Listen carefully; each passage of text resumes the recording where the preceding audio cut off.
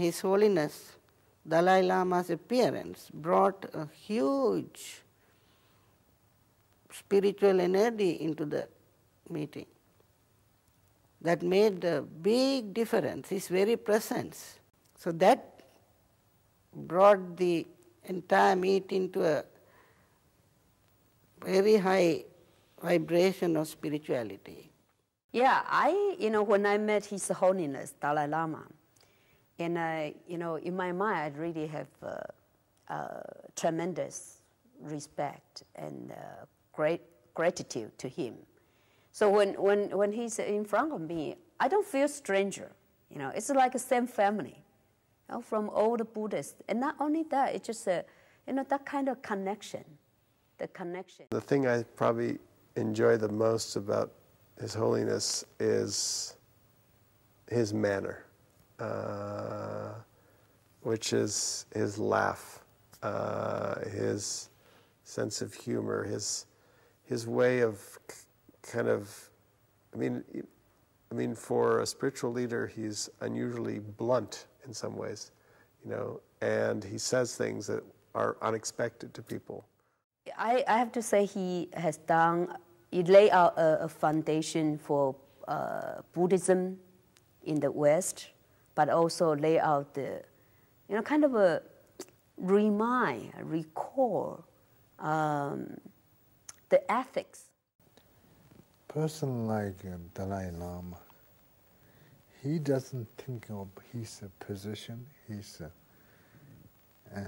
let's say, power, political power, anything.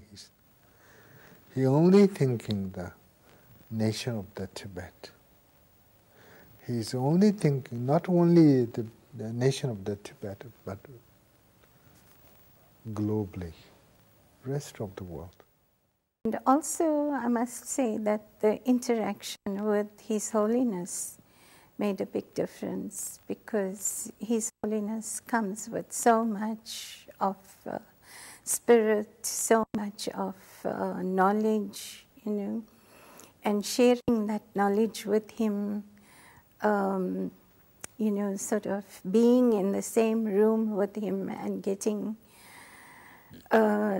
exposed to that spirit that he oozes, It was really a strengthening experience for me. The words he uttered, the compassion he showed to his people who have done him a lot of harm.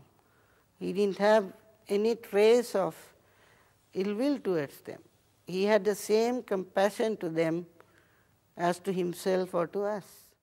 Behind that laughter is a kind of, it's just the beauty of a spirit who's,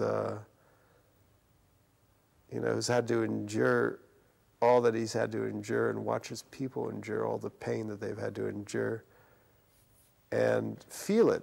You get the sense of a warm-hearted, compassionate human being. He's not thinking personal gain. He's thinking of other. It made him and very, let's say, simple. Why don't we all think about Tibet? Not taking any side. Dalai Lama doesn't want us to take a side. He is not opposed to China.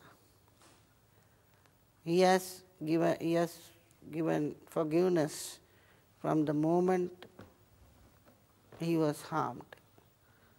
I'm sure Chinese also must be wanting somehow to solve this problem. If Tibet is allowed to, without any problem for China, to remain within as a part of China, as an autonomous society, allowing them to preserve and nurture their culture, the whole world will have very great respect for China. He spent maybe hardly more than 3 months in Dharamsala. Rest of the time he's traveling around and conveying his message for peace everywhere.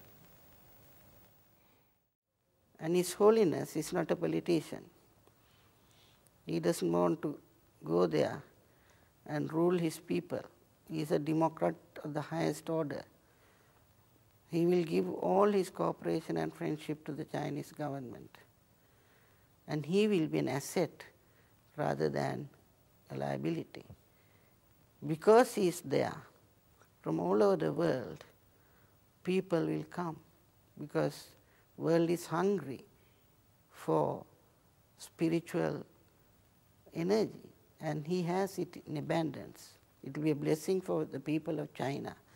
It will be a blessing for the people of Tibet, Tibetans, and the world. Even though I'm from Mahayana, the Chinese tradition, and he's like my teacher, you know, my master, and also like a father. Yeah, I always enjoy. Yeah.